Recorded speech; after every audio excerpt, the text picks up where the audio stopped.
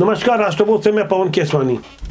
भावनाएं कैसी भड़कानी है, सड़क पर उतर कर आंदोलन कैसे करना है और इस पर राजनीतिक रोटियां कैसे सेकनी है, ये बातें हमारे मंजे हुए नेताओं को अच्छी तरह से पता है। उन्हें देश और समाज से कुछ लेना देना नहीं, लेकिन जहां मामला संवेदनाओं से जुड़ा हो, भावनाओं से जुड़ा हो, धर्म से जुड़ा हो, तो ऐसे मुद्दों पर आग में घी देने का काम किया जाता है। छत्तीसगढ़ के दुर्ग शहर में रामनवमी वाले दिन 6 साल की मासूम बच्ची के साथ जिस तरह की हैवानियत हुई, उस मुद्दे पर स्वस्फूर्त जनता सड़कों पर उतर गई, थाने के बाहर घेराव करने लगी। शाम होते तक जब पुलिस ने बताया कि हैवानियत करने वाला कोई और नहीं, बच्ची का चाचा ही है, लेकिन पुलिस के खुलासे के तुरंत बाद कांग्रेस एक्शन में आ गई। कांग्रेस की ओर से बाकायदा एक जांच दल बनाया गया और बता दिया गया कि पुलिस ने जिसे पकड़ा है वो बेकसूर है। कांग्रेस के पास इसका क्या आधार है, इसे कांग्रेस की ओर से खुलासा नहीं किया गया। लेकिन जो परिस्थितियां बताई जा रही है, ग्राउंड जीरो पर जाकर हमने भी पड़ताल करने की कोशिश की। बच्ची के माता पिता के अलावा परिजनों से मैंने खुद अलग अलग बात की और उस छत तक भी गया जो बताया जा रहा था कि यहीं पर बच्ची के साथ हैवानियत हुई होगी। हमने उस स्थल को गौर से देखा। जिस मकान या जिस कमरे में हैवानियत का दावा किया जा रहा था, वहां न तो दरवाजे थे न खिड़की थी, लेकिन इसी स्थल पर हैवानियत का दावा किया गया कि बाकायदा बच्ची को सीढ़ी से नीचे उतार कर घर की कुछ दूरी पर खड़े हुए कार में लाकर रखा गया। रखने वाला कोई और नहीं, उसका चाचा ही था। पुलिस की ओर से बड़ी ही जिम्मेदारी के साथ ये बातें रखी गई। अब इस मामले में कांग्रेस कुछ अलग ही किस्म की राजनीति कर रही है। नेता प्रतिपक्ष चरणदास महंत सीबीआई जैसी जांच एजेंसी से जांच की मांग कर रहे हैं। वो सीबीआई जिससे मुख्यमंत्री रहते भूपेश बघेल परहेज किया करते थे, छत्तीसगढ़ में प्रतिबंध जारी रखा था। उसी सीबीआई ने बीती 26 मार्च को शराब घोटाले वाले मामले में भूपेश बघेल के यहाँ छापेमारी की थी। अब उसी सीबीआई से अलग से जांच करने की मांग नेता प्रतिपक्ष चरणदास महंत कर रहे हैं। चरणदास महंत लगातार ऐसी बयानबाजी कर रहे हैं जिससे भूपेश बघेल कहीं ना कहीं असहज हो जा रहे हैं। इस मुद्दे पर कांग्रेस ने आने वाले 9-10 दिनों तक क्या क्या करना है, बाकायदा इसका टाइम टेबल बनाया है और इस मुद्दे पर राजनीति कैसे करनी है, बाकायदा उसके लिए एक रोड मैप बनाया गया है। उस रोड मैप को समझने से पहले कलकत्ता से आई हुई एक तस्वीर पर हमें गौर करना चाहिए। वक्फ संशोधन बिल के नाम पर कुछ लोग एक व्यक्ति की गाड़ी पर लगे हुए भगवा ध्वज को उतारते हैं, बाकायदा इसका वीडियो बनाते हैं। खुलेआम सनातन धर्म के प्रतीक, गौरव के प्रतीक भगवा ध्वज को अपमानित करने के साथ जम से नारेबाजी करते रहे।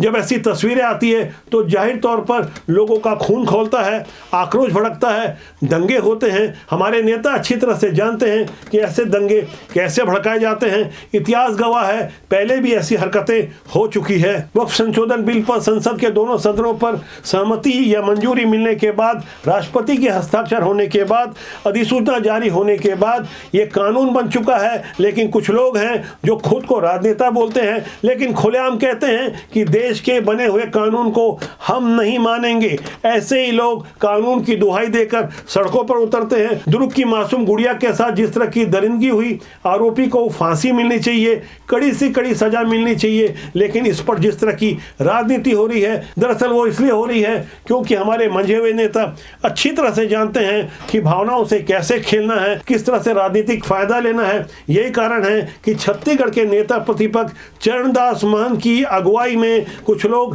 राज्यपाल से मिलेंगे, बताएंगे कि यहाँ क्या क्या कमियां हैं, सीबीआई जांच की मांग की जाएगी और उसके बाद आने वाली 18 अप्रैल को कांग्रेस की ओर से दुर्ग से रायपुर तक पैदल मार्च करते हुए जनता को यह बताया जाएगा कि हम इस मुद्दे पर कितने संजीदा है। इतना ही नहीं बल्कि इसके आगे का भी प्लान बन चुका है। आने वाली 21 अप्रैल को बाकायदा मुख्यमंत्री विष्णुदेव साय के घर के घेराव करने की योजना कांग्रेस की ओर से बाकायदा ऐलान की गई है। दुर्ग की मासूम बच्ची के साथ हुई हैवानियत के इस मुद्दे पर कांग्रेस की राजनीति को जनता भी बखूबी समझ रही है। शासन प्रशासन की भी निगाह लगी हुई है। जिस दिन यह घटना हुई उसके अगले ही दिन एक जांच दल का नेतृत्व करते हुए कांग्रेस की बालोद से विधायक संगीता सिन्हा बच्चों के परिजनों से मिली। उन्होंने बाकायदा मीडिया को बयान जारी किया। इसके अलावा एसपी जितेंद्र शुक्ला का भी बयान सामने आया। एक मीडिया रिपोर्ट के अनुसार इन दोनों के बयानों पर यदि गौर किया जाए तो कांग्रेस विधायक संगीता सिन्हा का कहना है कि पुलिस किसी दबाव में काम न करे, निष्पक्ष जांच हो, उसके बाद फिर वो चाहे देवर हो तो उसे फांसी की सजा हो। सरकार नशे को बढ़ावा दे रही है, न हम बाहर सुरक्षित हैं न घर में। सरकार नशे के कारोबार को रोके। जबकि दुर्ग जिले के पुलिस कप्तान यानी एसपी जितेंद्र शुक्ला का कहना है कि जांच में पता चला है कि गाड़ी में ऐसा कुछ नहीं हुआ, गाड़ी वहां 2 दिन से खड़ी थी, हमारे पास उसकी पुष्टि है। गाड़ी के मालिक का पिछले 2 दिनों का पूरा ट्रैक रिकॉर्ड है, उसका साला जो बादल है वो कहाँ का गया था उसकी भी पुष्टि की है। किसी को खुश करने के लिए नहीं, बच्ची की न्याय के लिए हम काम कर रहे हैं। दरअसल इस पूरे मामले में राजनीति इसलिए भी हावी हुई क्योंकि बच्ची के माता पिता के अलावा उनके परिजनों का बयान साफ तौर पर यह था कि बच्ची का चाचा गुनाहगार नहीं है। बिना जांच के परिजन ऐसा क्यों कह रहे हैं, ये तो परिजन ही अच्छी तरह से बता सकते थे। यही कारण था कि हम ग्राउंड जीरो पर गए, उनके परिजनों से बात की। संक्षेप में उनके बयानों की एक एक लाइन पर आप गौर करें। मेरे भाई नहीं कर सकता, मेरा भी कहना है वही है। क्यों आपका ऐसा क्यों लग रहा है, क्यों नहीं कर सकता वो? क्योंकि शुरू से पाले, अभी भी इसको भी पाल रहा है, ये भी मेरा छोटा बच्चा है। इसको उसको और मेरी बहन स्कूल लाना ले जाना हर चीज़ करता था वो। मतलब उसकी स्थिति सब ठीक है, वो नहीं कर सकता। क्यों नहीं कर सकता, कैसे बोले?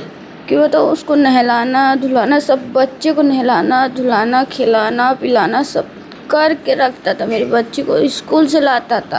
आप जो आरोपी गिरफ्तार किया गया, आप उसकी बहन है, आप थोड़ा बताएंगे अपने भाई के बारे में?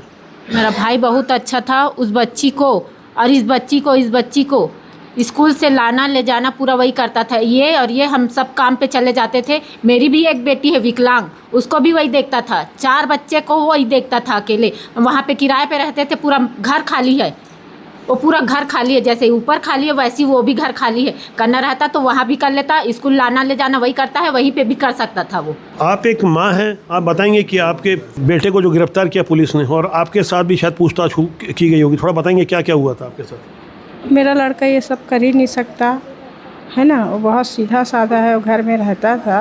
पुलिस वाला बोलता है यहाँ से लेके गए बच्चे को और बच्चे को कार में डाल के रख दिया ऐसा करके। तो देखिए ना, इतना खुला जगह है, यहाँ केस होता है, कोई तो सुनता है, और बच्चे यहाँ ले जाते हुए काम चल रहा है इधर उधर। इस पूरे मामले की जांच तकनीक पर टिकी है, डीएनए रिपोर्ट पर टिकी है, फॉरेंसिक रिपोर्ट पर टिकी है। शॉर्ट पीएम रिपोर्ट में जो जानकारी आई उसके अनुसार बच्ची के साथ हैवानियत हुई थी। ये हैवानियत किसने की, इस बारे में पुलिस ने तो अपना पक्ष रख दिया है, लेकिन परिजनों के बयान के बाद ये मामला कुछ उलझ सा गया है। ऐसे में बच्ची के घर राजनीतिक यात्राओं का दौर शुरू हो गया। यहाँ हैरान करने वाली बात यह है कि बच्ची के परिजन से मिलने भिलाई के विधायक देवेंद्र यादव भी गए। देवेंद्र यादव जो खुद हाल में जेल से छूटे हैं, उन पर आरोप है कि बलौदा बाजार में एसपी कलेक्टर कार्यालय में जो आगजनी हुई, लोगों को भड़काकर जिस तरह से वहां दंगा भड़काया गया और शांति प्रिय सतनामी समाज के आंदोलन में कुछ बाहरी तत्व घुसपैठ कर गए। पुलिस की ओर से बाकायदा देवेंद्र यादव को आरोपी बताते हुए उन्हें प्रमुख योजनाकार भी बताया गया है। वहीं देवेंद्र यादव बच्ची के परिजनों से भी मिले और बाकायदा सोशल मीडिया में उसकी फोटो भी डाल दी और ये बताने की कोशिश की गई कि परिजनों के साथ वाकई बहुत अन्याय हुआ है। दुर्ग की गुड़िया के साथ हुए हैवानियत के मुद्दे पर कांग्रेस ने अपने इरादे साफ कर दिए हैं कि आगे राजनीति किस तरह से होगी, लेकिन इस मुद्दे पर वैशाली नगर से भाजपा के विधायक रिकेश सेन की कुछ अलग ही राय है। वो तो लोअर कोर्ट से कहीं पहले सुप्रीम कोर्ट के 5 वकील दुर्ग भेजने वाले हैं। मैं दिल्ली गया था, हमारी पीड़ित बच्ची जिसके सगे चाचा ने उसके साथ बलात्कार करके हत्या कर दी, उस बच्ची को न्याय दिलाने के लिए सुप्रीम कोर्ट के 5 वकीलों का पैनल मैंने तैयार किया है। बहुत जल्द सुप्रीम कोर्ट के वकीलों का पैनल दुर्ग पहुंचेगा, जिसपे इस पूरे केस की स्टडी करके जो है इसकी लड़ाई आगे चालू की जाएगी। वैसे मुद्दा जनभावना से जुड़ा हुआ है। देवी स्वरूप एक मासूम बच्ची के साथ जो हैवानियत हुई, जिसने भी इस पूरे मंजर को समझा वो बेहद भावुक हो गया।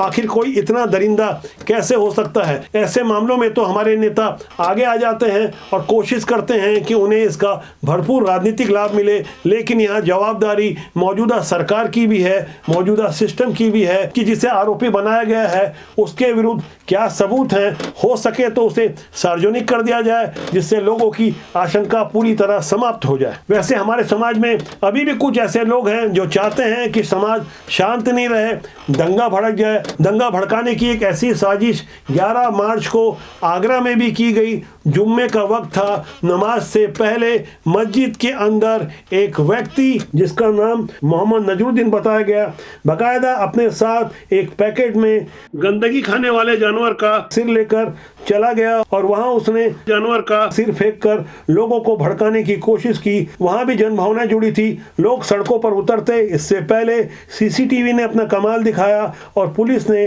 मोहम्मद नजरुद्दीन नामक ऐसे ही एक व्यक्ति को गिरफ्तार कर लिया, जो सीसीटीवी कैमरे में साफ तौर पर नजर आ रहा था कि वो दंगा भड़काने के लिए किस तरह से इस तरह का महापाप कर चुका था। इसको हम लोग इसमें सुबह से लगे हुए थे। अभी कुछ देर पहले हम लोगों ने इसको अरेस्ट कर लिया है और इससे पूछताछ की जा रही है और इसने क्यों ये घटना की है इसके बारे में जानकारी की जा रही है। वैसे दंगा भड़काने की ऐसी एक सफल साजिश को अंजाम दिया गया था। तारीख थी 13 अगस्त 1980, लेकिन वहां जगह थोड़ी बदल चुकी थी। वो जगह थी मुरादाबाद, जिसमें डॉक्टर शमीम नामक एक व्यक्ति ने ऐसा ही महापाप किया था। तब उस घटना के बाद दंगे भड़क गए थे। उस दंगे की घटना की जब जांच हुई तो सक्सेना आयोग की जो रिपोर्ट आई वो बेहद चौंकाने वाली थी, हैरान करने वाली थी। तो पता चला कि डॉक्टर शमीम अहमद खान अपने साथियों के साथ इस वारदात को अंजाम दिया था, ठीक वैसे ही जैसे कि आगरा में मोहम्मद नजरुद्दीन ने उस घटना को अंजाम देने की कोशिश की थी। आने वाले दिनों में दंगा भड़काने की ऐसी ही कोशिश आपको देखने को मिल सकती है, क्योंकि वक्फ संशोधन के नाम पर कुछ लोग कानून नहीं मानने की बात कर रहे हैं, सड़क पे उतरने की बात कर रहे हैं। यहाँ गौर करना होगा कि सोचना होगा, मुगल तो विदेशी आक्रांता थे, वो यहाँ पर आए, उन्होंने आक्रमण किया। जब मुगल बाहर से आए थे तो उनके नवाब और उनके वारिस भी बाहर के ही माने जाएंगे, और जो लोग बाहर से आए थे 300-400 साल पहले, जो लोग कन्वर्ट हो गए, जिन्होंने जजिया नहीं दिया था, तो क्या ऐसे लोग कोई संपत्ति इकट्ठी कर सकते हैं? क्या वो संपत्ति दान कर सकते हैं, जिसे वक्फ कहा जाता है, जिसे अंग्रेजी में चैरिटी कहा जाता है? आज यही लोग दावा कर रहे हैं कि कैसे 10 लाख एकड़ जमीन इनके पास आ गई, कहां से आ गई, आसमान से तो आई नहीं होगी। लेकिन ऐसे लोगों को यह भड़काया जा रहा है, यह समझाया जा रहा है कि नया वक्फ संशोधन कानून मुसलमानों के खिलाफ में है। ठीक वैसे ही भड़काया जा रहा है जैसे बताया जा रहा था सीए का कानून भी देश के मुसलमानों के खिलाफ में है, लेकिन ऐसा कुछ भी नहीं था। लोगों को गलत जानकारी देकर भड़काने की जब कोशिश होगी तब आपको सावधान रहना होगा, सजग रहना होगा। देश में अमन और शांति कुछ लोगों को पसंद नहीं आती, हो सकता है इसके लिए कोई विदेशी फंडिंग हो, ये तो बात की बात है, आने वाला वक्त बताएगा क्या होगा। लेकिन देश और समाज के लिए हमें जागरूक होना होगा और हमारे ऐसे राजनेताओं से भी सावधान रहना होगा जो देश और समाज का भला नहीं चाहते, खुद का हित चाहते हैं। इसलिए हमारा बार बार कहना है, अच्छे लोगों को राजनीति में आना चाहिए, क्योंकि राजनीति बुरी नहीं होती, उसमें काम करने लोग अच्छे या बुरे होते हैं। जब तक अच्छे लोग राजनीति में नहीं आएंगे तब तक देश और समाज का भला नहीं होगा। इसलिए हमारा आपसे आग्रह है कि आप अच्छे लोगों को राजनीति में प्रमोट करें, देश और समाज का भला करें, राष्ट्रबोध का साथ दें। राष्ट्रबोध आपका अपना जनमंच है, इसे सब्सक्राइब करना ना भूलें। नमस्कार।